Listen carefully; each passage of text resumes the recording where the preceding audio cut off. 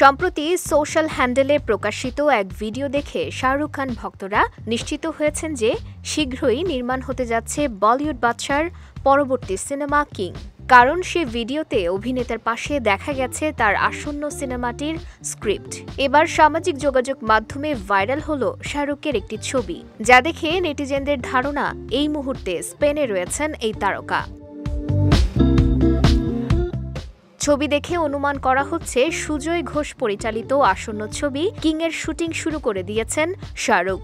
Social handle x ব্যবহারকারী এক শাহরুখ ভক্ত অভিনেতার একটি ছবি পোস্ট করে দাবি করেন এটি কিং সিনেমার সেট থেকে ফাঁস হওয়া ছবি। পোস্টটিতে আরও দাবি করা হয়েছে অভিনেতা স্পেনে এই প্রজেক্টের শুটিং শুরু করেছেন।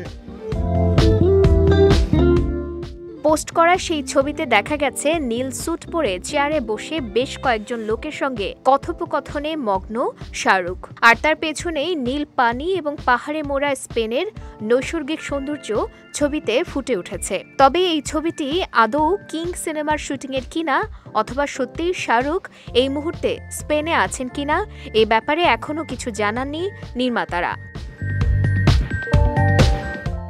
এদিকে শাহরুখ সপ্তাহখানেক আগে জানিয়েছিলেন, ওয়ালটন ফ্রিজ কিনে অনেকের মতো আপনিও হয়ে যেতে পারেন মিলেনিয়াল। সেরা পণ্যের সেরা অফার।